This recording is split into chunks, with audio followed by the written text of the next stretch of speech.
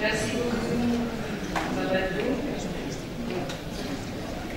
Mesdames et messieurs, il est d'usage dans des cérémonies comme celle-ci de présenter le conférencier, comme pour dire par cet aspect rituel que le moment est important et que la parole qu'on s'apprête à entendre est tout sauf ordinaire, du fait même de la qualité de celui qui va la prononcer.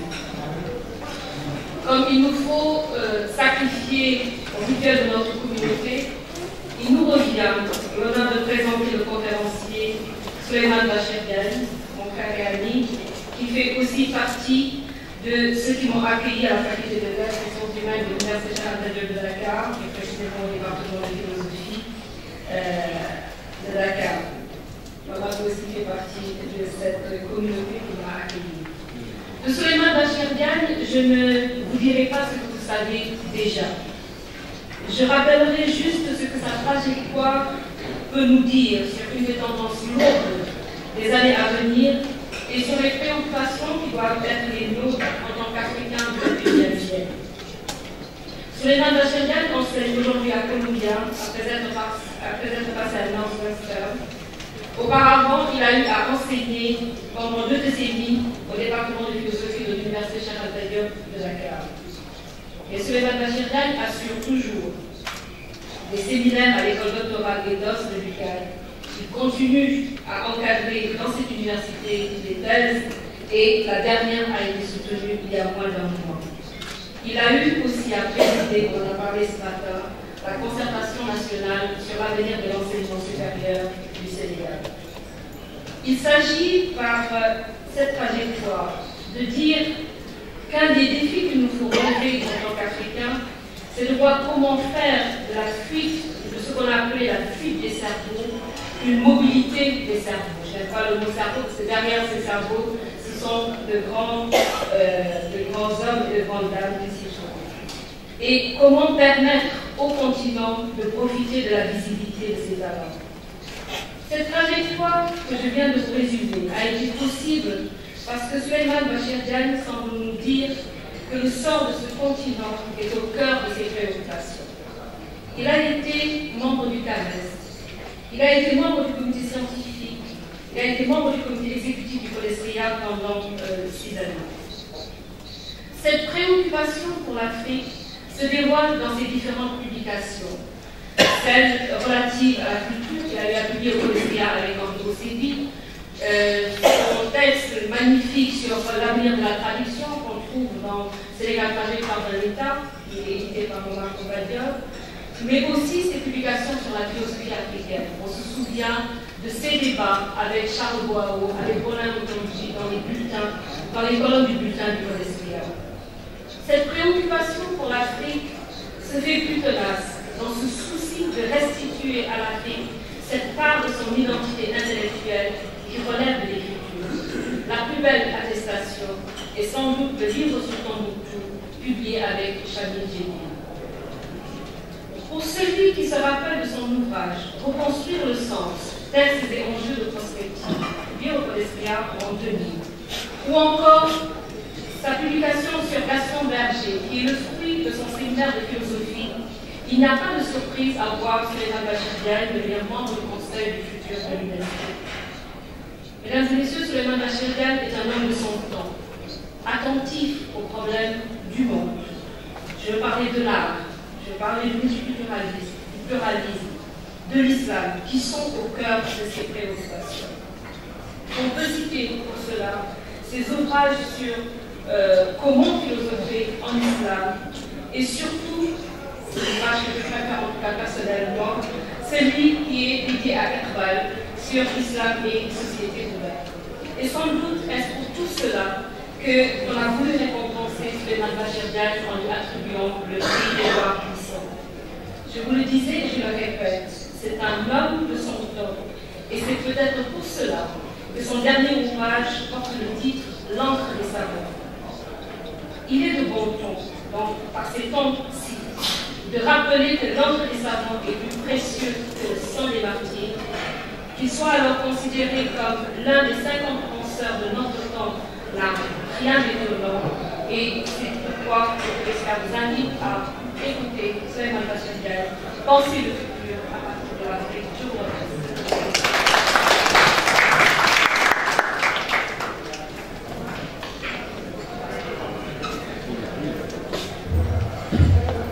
Rien de tel que sa propre petite sœur pour vous faire une introduction aussi générale. Merci infiniment. Mes chers collègues, chers amis, pour notre 5e table ronde, nous avons choisi de poser, en cette date anniversaire du Codesria, la question des 40 prochaines années et au-delà. De commencer à penser les dynamiques qui donneront visage aux futurs Africains en nous interrogeant en même temps sur les analyses qui permettront une telle exploration. C'est une telle démarche prospective qu'il m'a été demandé de dire quelques mots en cette adresse que le secrétariat exécutif me fait l'honneur et l'amitié de me confier. Mon premier point concernera une question posée dans la présentation justement de cette 5e table, celle de la conciliation d'une part d'une démarche au centre de laquelle se trouve l'imagination de l'avenir et de l'autre, je cite le texte du Codesria, l'éthos de respect pour la tradition et pour l'histoire dont beaucoup conviennent qu'il est constitutif de ce que veut dire être africain. Il est vrai que l'affirmation de soi, l'affirmation d'une présence africaine dans le temps du monde est passée et passe par l'écriture de l'histoire du continent. Et le Codesria, durant les 40 années écoulées, n'a pas manqué d'accorder à la recherche en ce domaine la priorité qu'exige cette discipline fondamentale. Notre organisation a en particulier promu la recherche dans le domaine essentiel de l'histoire intellectuelle du continent, qui est largement à écrire, ou plutôt à réécrire, contre ce que l'on pourrait appeler le démembrement de l'Afrique et contre sa déhistoricisation. Et c'est d'ailleurs le lieu pour moi de saluer à la personne du professeur Ibader Thiam l'initiative qui a été prise par notre pays et qui a été rappelée par Madame le Premier ministre d'une histoire générale de notre pays, qui ne pouvait être confiée à de gouvernements. Le démembrement dont je parlais est celui qui a divisé le continent en une ère égyptienne qui serait rattachée à l'Asie, en une ère nord-africaine dont le tropisme méditerranéen faisait un appendice de l'Europe, et enfin ce que Hegel, qui est le metteur en œuvre de cette vivisection et qui lui a donné une valeur philosophique, ce que donc Hegel a appelé l'Afrique proprement dite. La déhistoricisation dont je parle ne pouvait alors que s'ensuivre dès lors qu'une Afrique proprement dite devenait ainsi un isolat en dehors du commerce intellectuel qui fait vivre les îles.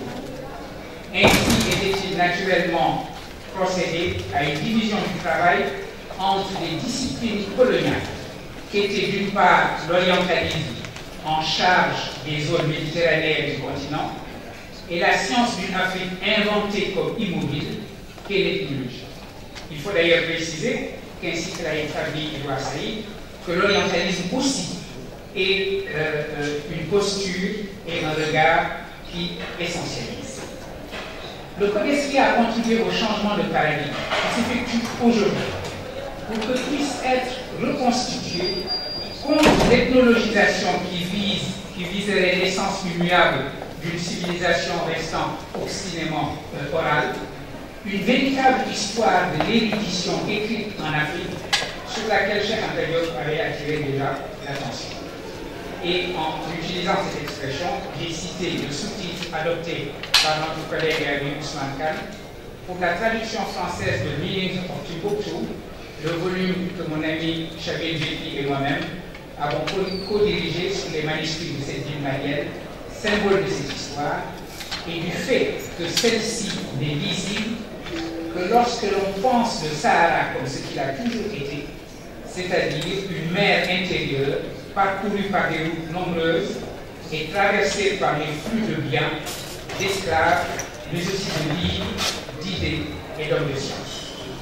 le thème Thinking Africa est justement consacré à certains titres publiés ces 10 dernières années par le CODESRIA et qui marquent ce changement de paradigme qui s'effectue depuis les 4 coins du continent. Et lorsque je dis 4 points, j'entends cette expression littéralement en ayant en vue où Dakar, bien entendu, où nous sommes et où le CODESRIA a son siège, d'importants centres liés à notre organisation, comme celui que dirige Chamil Djepi à l'Université du Cap, comme l'Institut d'études africaines à Rabat, longtemps dirigé par notre présidente Fatima Arak, ou encore le centre piloté par Helmi Sharawi au Caire, et qui consacre un important travail aux manuscrits africains en Adjamé.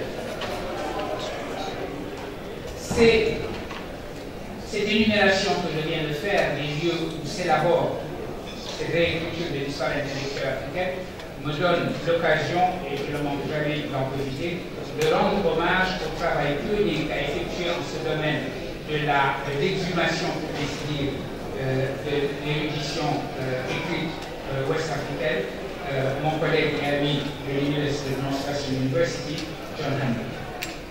Cela dit, et si cette évocation de la nécessité de reconstituer l'histoire intellectuelle africaine illustre bien ce souci d'un ethos de respect pour la tradition et l'histoire, un tel respect n'est effectif que s'il n'est pas le signe de ce que le père de la prospective, Gaston Berger, a appelé un entêtement rétrospectif. Si notre histoire est bien ce qui dit qui et quels nous sommes, je parlais comme Césaire, notre fidélité à ce que nous sommes ne se réalise que dans le mouvement de devenir ce que nous avons à être. Tel est le sens de la démarche prospective. Ce qu'elle nous dit, cette démarche, c'est qu'il en est de l'histoire comme de la mémoire. Elle n'est pas d'écho passif de ce qui ne se donne plus à l'air alors à nous, que comme ce qu'il faut contempler et peut-être répéter, mais ce qui n'existe que d'être mobilisé au présent, engagé au présent dans le mouvement d'inventer l'avenir. La pensée prospective, contrairement à ce que pouvait ainsi écrire le philosophe kenyan John Mbiti, n'est l'apanage d'aucune culture, n'est ni naturellement présente, ni naturellement absente dans aucune d'entre elles, mais ne fait que marquer la capacité qu'a l'humain partout de construire une culture politique du temps. Elle nous enseigne donc, cette perspective, simplement, que c'est le mouvement même d'ouvrir l'avenir qui est au principe des actions à mener, que le sens nous vient du futur et ne nous est pas dicté par le passé. La question que je viens de poser ainsi n'est pas seulement théorique. C'est une question éminemment pratique, au contraire, lorsque l'on considère la jeunesse africaine, un thème dont le CODESRIA a toute raison de faire une véritable obsession. Cette jeunesse que l'on voit parfois, que l'on voit trop souvent, partir à l'assaut des vagues ou des barbelés pour rejoindre un ailleurs dont elle estime qu'il est seul porteur d'avenir, est au fond, si on y réfléchit, moins inquiète de son identité, de ce qu'elle est, que de son devenir et de l'avenir. C'est cette jeunesse qui nous commande de sortir de l'entêtement rétrospectif pour déduire de demain ce qu'il faut penser et faire aujourd'hui. Voilà quel doit être le point de départ de notre réflexion sur les 40 ans qui viennent. Voilà les questions non pas d'identité, mais de devenir qu'il nous faut apprendre à formuler et pour lesquelles nous devons inventer les outils adéquats. Permettez-moi de simplement évoquer d'une manière qui sera inévitablement lapidaire quelques-unes de ces quelques grandes questions pour l'avenir, celle de l'égalité, celle des religions, celle de l'enseignement et celle du panafricanisme pour finir. L'égalité tout d'abord. Voilà qui est déjà et qui va être de manière urgente et insistante la grande question des décennies à venir, partout dans le monde et plus particulièrement sur notre continent. Dans le monde, il n'est que de voir pour s'en convaincre l'extraordinaire succès que l'ouvrage de l'économiste français Thomas Piketty, Le Capital au XXIe siècle, rencontre, au point que l'on a dit de cet ouvrage qu'il était littéralement Le Capital de Karl Marx, réécrit au XXIe siècle. Pour l'essentiel, il met en place la métrique qui oblige à regarder le creusement continu, sans relâche, sauf peut-être pendant la période que l'histoire économique appelle en français à tout le moins les 30 glorieuses, creusement donc de l'inégalité. Et contre cela, on a vu des mouvements liant véritablement politique et éthique, qu'il s'agisse de ceux qui se sont appelés, suivant le mot d'ordre de Stéphane Hessel, des individus, ou qu'il s'agisse des mouvements d'occupation sur le modèle de Occupy Wall Street.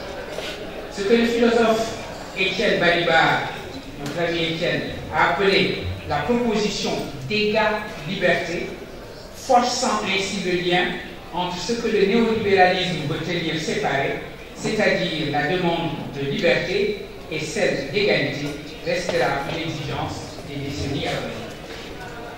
L'Afrique est passée aujourd'hui, je parle spécifiquement de notre continent, aux yeux du journal The Economist, du statut de région à la dérive pour laquelle il n'avait guère d'espoir, à celui de Rising Continent, de nouvelles frontières de l'investissement. Et il y a en effet des raisons de croire qu'un tournant a été pris, que les germes de changement portent de véritables possibilités d'émergence sur notre continent, où les économies et les politiques ne sont plus déterminées essentiellement ou exclusivement selon des circuits qui ne font que prolonger en les adaptant les anciens pactes coloniaux.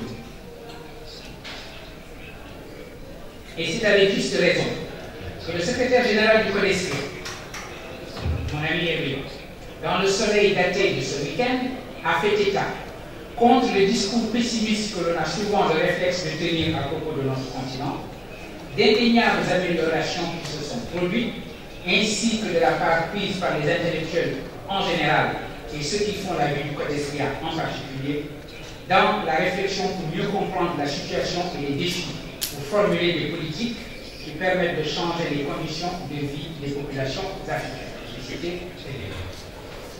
Et c'est parce que c'est là toute la mission du CODESRI. Comprendre, en effet, pour formuler des politiques, que les années à venir devront voir la réflexion se porter encore plus vers les conséquences probables et prévisibles sur notre continent de ce que l'on appelle l'émergence, si cette émergence se réalise dans le cadre de la mondialisation néolibérale. Ces conséquences prendront le visage d'inégalités profondes entre les régions et au sein de nos jeunes nations, où le vivre ensemble et la démocratie seront alors mis à mal. Des exemples sont là qui font preuve, et on peut citer le cas d'un Brésil dont on vante à juste titre la nouvelle prospérité, où le gouvernement Lula a en effet connu d'indéniables succès en favorisant l'accès d'un grand nombre aux conditions qui définissent les classes moyennes. L'entretien que j'ai évoqué de notre secrétaire général, Ebrima Sall, secrétaire exécutif. Ce n'est pas encore le Politburo. Notre secrétaire exécutif, Ebrima, parle de l'effort considérable qui a été fait en ce domaine avec la multiplication un peu partout, dit-il, d'écoles et d'institutions universitaires. Il reste qu'aujourd'hui, ces institutions sont un peu partout aussi dans un état de crise qui fait douter qu'elles soient véritablement les fabriques de l'avenir et les facteurs d'égalité qu'elles doivent être. Comment les rendre à cette mission est une question qui nous occupera dans les années à venir. Elle est évoquée dans la troisième table ronde de notre rencontre consacrée aux crises et aux révolutions. Il est dommage que l'on ne parle effectivement d'enseignement supérieur que sous la rubrique crise. Vous me permettrez sur ce chapitre de citer rapidement 2 points cruciaux autour desquels cette question devra être formulée, me semble-t-il, dans l'avenir. Le point de la promotion des sciences et techniques et celui de l'anticipation nécessaire des évolutions très rapides qui se dessinent aujourd'hui dans le domaine de l'enseignement à distance. Concernant le premier point, il est clair que l'émergence commande aujourd'hui que les défis des économies de la connaissance soient relevés par notre continent, et cela passe nécessairement par un important développement des disciplines dites STEM, sciences, technologies, sciences de l'ingénieur et mathématiques.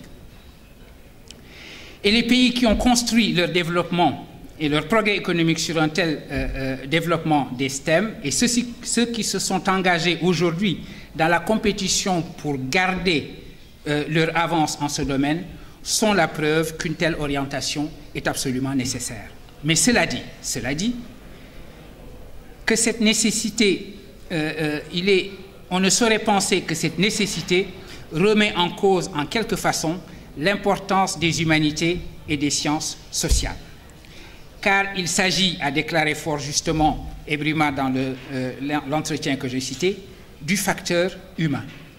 Ce n'est donc pas seulement que les sciences sociales et les humanités aient la fonction irremplaçable de placer ce facteur humain au cœur du développement.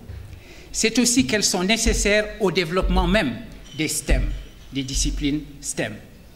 Une culture humaniste, il faut le répéter, n'est pas un adjuvant extérieur à la maîtrise scientifique et technique. Au contraire, c'est ce qui lui donne sa pleine signification. Et c'est cette idée que capture l'acronyme qu'on préfère de plus en plus à l'acronyme STEM, celui de STEAM, S-T-E-A-M, Science, Technology, Engineering, Arts and Mathematics, acronyme qui inscrit tout naturellement l'art au sens de la créativité, mais également au sens de l'intelligence sociale à avoir de la signification humaine de nos choix et de nos actions, dans une complémentarité nécessaire avec les sciences dites dures et les techniques. Le second point que je souhaitais évoquer est celui qui concerne l'enseignement à distance. Ce n'est certes pas chose nouvelle, mais depuis peu, en fait exactement depuis 3 ans, depuis l'année 2011, le phénomène a pris une ampleur qui laisse présager des bouleversements profonds dont aucune institution d'enseignement supérieur ne manquera d'être affectée, y compris les acteurs principaux de cette révolution. Personne ne sait en réalité ce qui va en être les conséquences véritables, mais tout le monde mesure que les bouleversements vont être effectivement profonds. Il s'agit pour notre continent de ne pas les subir, mais d'essayer de les anticiper. Et comme toujours, ce qu'on appelle les MOOC, et qui sont entrés dans notre vocabulaire, les Massive Online Open Courses, les cours massifs en ligne et ouverts à tous. Ce dont les MOOC sont le signe se présentent tel Janus comme risque et comme opportunité à la fois. Il nous appartient de manifester notre capacité d'anticipation et de faire en sorte qu'avec les nouvelles technologies de l'information et de la communication, les technologies de l'enseignement à distance plus particulièrement, nous sachions procéder à une appropriation créative à l'image de ce que nous avons réussi et de ce qui s'est passé avec la téléphonie mobile afin de les employer à répondre aux problèmes de notre enseignement supérieur. J'en viens à la question des religions, en sautant du coq à l'âne. En la matière, il faut reconnaître que les sciences sociales africaines ont longtemps manqué sur ce point de vision prospective. Cela, évidemment, pouvait se comprendre et s'expliquer, parce que pour l'essentiel, les sciences sociales et les humanités dont nous sommes les uns et les autres des spécialistes se sont développées en liaison avec les projets nationalistes, le projet nationaliste et le projet socialiste. La religion en tant que telle ne pouvait entrer tout simplement dans le cadre des réflexions. Et les outils pour la pensée en relation avec les dynamiques sociales n'étaient tout simplement pas là. Il est d'ailleurs d'autant plus remarquable, étant donné cet état des choses, qu'en 1960, Léopold Sédar Senghor ait écrit un article passé alors inaperçu, appelant à une coopération islamo-chrétienne pour la construction nationale sur le continent, coopération rendue nécessaire, expliquait-il alors, par la disparition inéluctable des religions dites traditionnelles. Aujourd'hui, nous ne pouvons plus ignorer que nous vivons une période où les crises les plus graves sur notre continent et ailleurs dans le monde trouvent naturellement à se dire et à se traduire dans le langage des religions. Celles-ci produisent bien trop souvent des identités toutes faites, des identités prêtes à porter, que les États sont de moins en moins en mesure de faire reposer sur une volonté citoyenne de commun. Il nous faut donc forger pour nous-mêmes et pour l'avenir les outils d'analyse de ces réalités qui s'imposent à nous, et les programmes de recherche de notre institution doivent refléter l'urgence de procéder aujourd'hui à la volte-face théorique qui a été celle du sociologue Peter Berger pour penser les effets des religions sur notre avenir. On sait en effet que Peter Berger avait été l'un des théoriciens de ce que l'on a appelé la secularization theory, la théorie de la sécularisation, qui tenait que la modernisation signifiait ipso facto une disparition de la religion de la sphère publique, de la société d'abord, puis de plus en plus chez les individus, avant de s'aviser, et c'est ce que j'ai appelé chez lui une volte-face théorique, avant de s'aviser à la fin des années 1990 que le même processus pouvait être tout aussi bien générateur de puissants mouvements de contre-sécularisation.